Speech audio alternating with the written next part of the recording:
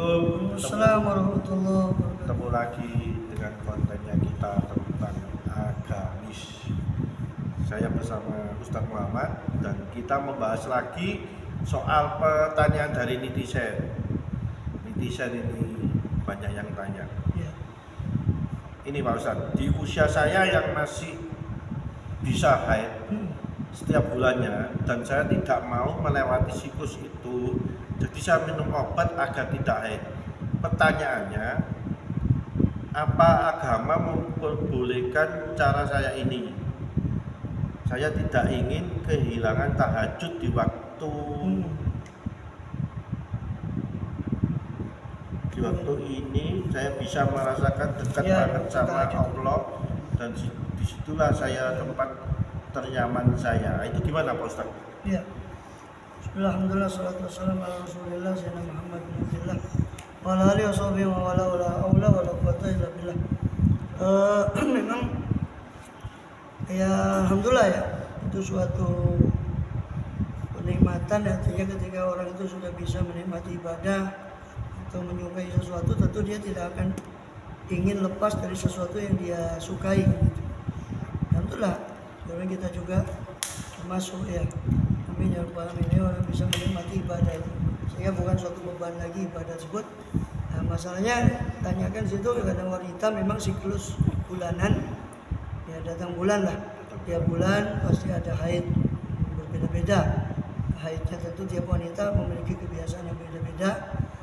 Ada paling maksimal secara syariat itu 15 hari. Yang normal umumnya kata 6 atau 7 hari kata ulama. Umumnya ya 6 atau 7 hari. Paling cepat 1 hari 1 malam. Paling cepat. Ya memang agak repot ya, apalagi kalau haidnya agak panjang ya. Mungkin dia harus meninggalkan sholat, tapi itu kan suatu keringanan agama sebetulnya, bahwa wanita haid itu tidak wajib mengkodok sholatnya, tidak wajib mengulang sholatnya, mengkodok sholatnya, tapi wajib mengkodok puasanya. Jadi kalau puasa kan setahun sekali. Nah, ketika tengah-tengah Ramadan haid, dia harus mengkodok puasanya nanti ketika setelah Ramadan. Ketika suci dari haidnya dia harus kodok puasanya.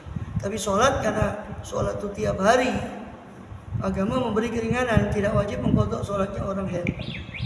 Orang haid itu tidak wajib mengkodok sholatnya. Nah, ini keringanan. Kenapa? Kita bayangkan saja, dia kalau haidnya cuma 1, 2, 3 hari, ya kan? 1 hari saja 5 kali sholat ini, kali 3 15 kali sholat ini yang harus dia ganti. Dan kalau seandainya wajib dikodok, nah, kan syariat kan meringankan, tidak wajib mengkodok sholat. Jadi akan repot ya.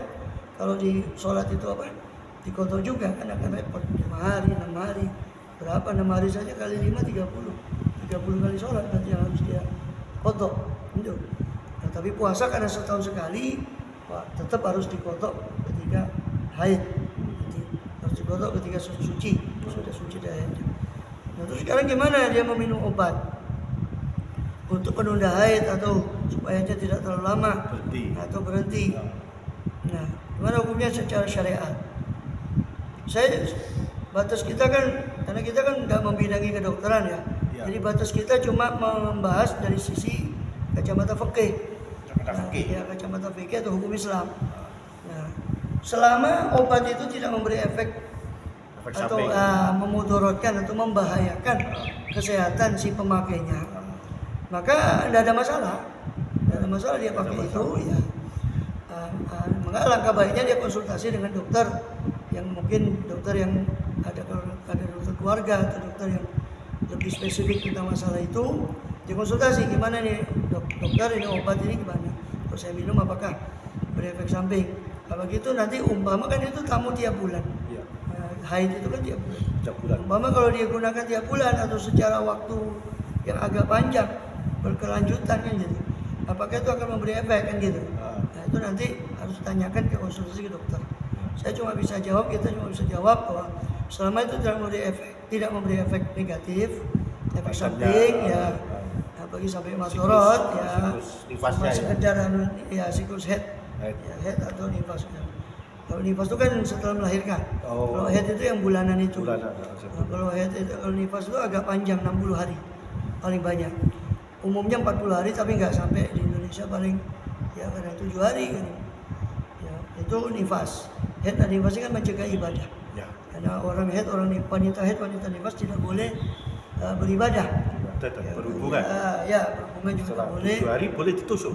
Selama di luar nifas. Di luar. Di luar nifas juga nggak harus 7 hari. Jadi ketika sudah suci sudah mandi loh ya. Bersih ya. Sudah mandi dia bukan hanya suci berhenti darah haidnya tapi dia harus mandi besar. Mandi besar. Ya mandi wajib. Mandi besar itu apa sih, Pak Ustadz? Iya mandi wajib. Keramas itu. Enggak harus ya pokoknya mandi dengan niat. Niat mensucikan karena junub, orang keluar mani, orang haid itu kan hadas besar. Hadas besar maka dia untuk mensucikan hadas, mengangkat hadas besar itu syariat mewajibkan dia mandi. Besar. Maka disebutlah mandi besar. Karena itu mandi wajib.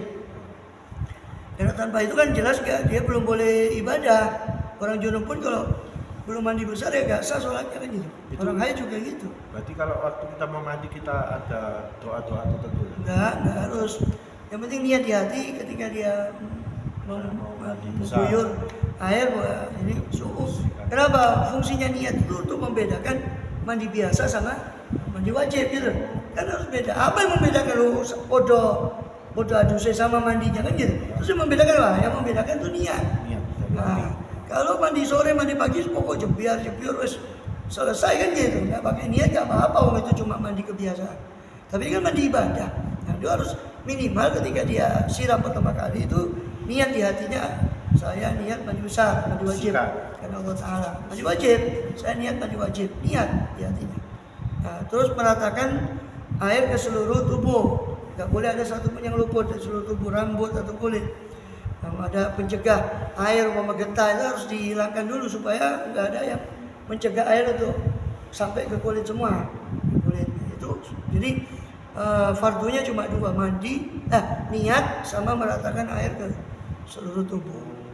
Cuma itu. Nah, sunnah-sunnahnya banyak, ada kiblat, ya ada doa kalau dia di kamar mandi tertentu. Maksudnya nggak campur sama WC. Karena kalau WC kan nggak boleh menyebut nama Allah di dalam WC. Ya. Kalau kamar mandi rumah-rumah kuno itu biasanya kamar mandinya sendiri, WC-nya sendiri, kamar mandi sendiri. Nah, ini ketika nggak campur sama WC dia boleh mengucap itu. Dan kalau sudah ke sekarang kan kamar mandi sekarang Jadi satu. nah ekonomis kan. Jadi langsung nggak bisa karena itu tempat kotor. Berarti ucapnya di luar. Ya ketika di luar, tapi ya kan itu doa saya katakan itu sunnah. Yang wajib itu di hati saja, tidak perlu dia ucap. Ketika menyiram di hati itu dia niat, gitu loh. Niat saja sehingga namanya di hati kan tidak perlu mengucap. Nah, tadi maksud sudah jelas ya. Jadi boleh dia pakai obat itu selama tidak mendatangkan mudarat. Ya itu bahaya kepada kesehatannya. Dan itu perlu konsultasi ke dokter untuk masalah itu apakah bahaya atau tidaknya. Kalau bolehnya boleh secara syariat. Itu. Nah, nanti pas ke dokter kamu ditanyain, kamu bisa periksa ke psikolog ya? Nah, orang kasih haid tak mau haid. Nanti bisa keluar di stop, nanti nggak bisa keluar bingung kamu cara ngeluar gimana itu haidnya. Aduh, inilah orang-orang Indonesia. Terus bentar ya, ada perlu tambahan sedikit masalah kan tadi dikatakan orang haid tidak wajib mengkodok sholat. Ada pengecualian kecuali dalam masalah datangnya turul haid atau turul mani, datangnya penghalang sholat. Contoh orang jam 12 siang, setengah 12 umpama zuhur itu masuknya zuhur umpama setengah 12, 11.30. Nah, dia zuhur masuk kan, dia mau sholat nanti setengah jam lagi kan masih boleh sebetulnya kan. Ya. Nanti saya sholat zuhur nanti jam 12 lah. Nah, harusnya kan dia setengah 12 itu bisa sholat kan harusnya, karena sudah masuk waktu. Harusnya kalau langsung sholat bisa, tapi ternyata dia tidak langsung sholat. Dia tunggu nanti aja, entah masak entah apa, sampai jam 12 mau sholat haidnya datang Keluar, mancur. Haidnya datang, maka dia nanti ketika haidnya suci dan mandi besar sudah mandi wajib, dia cuma wajib mengkodok sholat duhurnya yang tadi. Kenapa? Karena harusnya setengah 12 dia bisa sholat duhur, kok dia tidak sholat dia tunda sampai datang headnya. Jadi yang wajib diqadha itu cuma sholat duhur yang ketika itu saja. Bukan duhur tiap hari, bukan. Ya. Bukan duhur selama haid, bukan. Duhur yang tadi barusan dia datang itu, datang haidnya. Kenapa? Alasannya karena sebetulnya dia masih bisa sholat duhur. Tapi berhubung dia tunda, hanya sampai datang haidnya. Sama orang pingsan koma, entah operasi disuntik bius, dia tidak sadar diri. Nah, seandainya dia belum sholat duhur, jam 12 tadi dia pingsan. Harusnya setengah 12 bisa sholat duhur. Itu pun sama hukumnya, orang pingsan jam 12 sampai maghrib umpama. Dia tidak wajib mengqadha sholat asar. Sholat maghribnya tidak wajib. Yang dia wajib qadha itu sholat duhurnya yang tadi, karena sebetulnya dia bisa sholat duhur, tapi karena dia tunda sampai dia pingsan, nah dia belum sholat duhur itu. Nah ini pengecualian, ya pengecualian. Juga pengecualian lagi ketika hilangnya haid. Nah, hilangnya haid, umpama jam tadi jam 3 atau jam 2 lah, umpama itu haidnya hilang, suci dia kan, haidnya selesai, dia mandi wajib, atau jam 2:30 kan asalnya tadi, 2:30 kurang sedikit, kurang 1 menit atau kurang 2 menit, haidnya hilang, berhenti, maksudnya berhenti, kemudian dia mandi wajib, dia tetap wajib sholat duhur yang barusan, karena waktu duhur masih ada. Ketika dia hilang haidnya, waktu duhur masih ada, jadi dia wajib mengqadha duhur. Nah tapi dan poin berikutnya, ketika hilang haidnya waktu asar menjelang maghrib, umpama maghrib 5:30 kurang 5 menit, nah, tuh, itu haidnya baru hilang, maka dia wajib mengqadha sholat duhur dan asarnya yang tadi. Kenapa?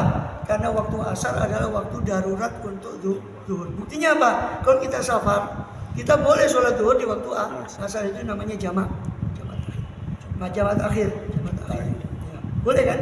Berarti kan waktu kesimpulannya asar itu waktu darurat untuk duhur.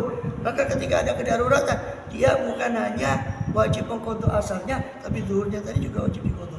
Yang hari itu saja. Yang kemarin ya enggak. Intinya selama haid itu dia tidak wajib mengqadha sholatnya, seperti yang kita sudah bahas di awal tadi. Itu cuma pengecualian 2 masalah ini.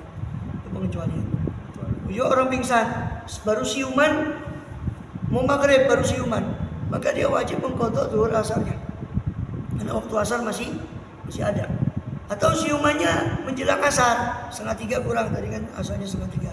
2:30 kurang 2 menit dia siuman, maka dia cuma wajib mengqadha sholat duhurnya yang barusan itu tadi. Ya. Ini ya, ini ada masalah ini penting, masalah ini sangat penting. Bahkan di beberapa yang pernah santri pun kadang saya tes masalah ini juga kadang nggak paham. Ya, jadi bagian dari nyantri. Jadi saya anggap ini masalah yang sangat penting untuk disampaikan. Mumpung ada pertanyaan head, saya katutkan sekali masalah ini ya. Nah, kalau tidak sholat sama sekali, tidak usah dibahas. Yang sholat saja masih celaka.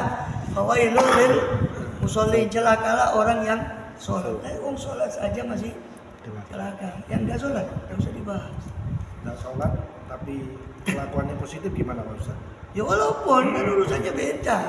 Sama dengan tadi maksiat sama pahala, ya nanti ya Allah ukur dengan pahala dan maksiatnya tadi.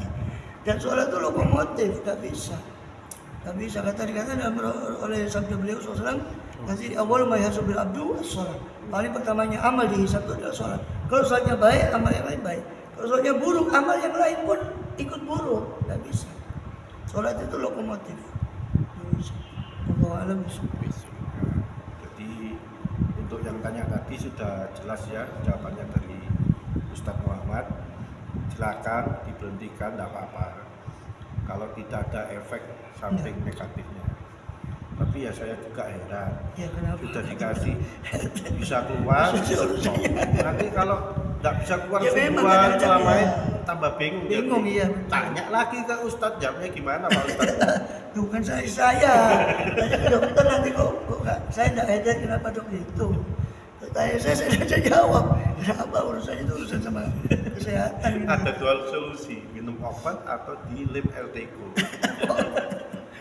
Oke, sampai di sini dulu penjelasannya.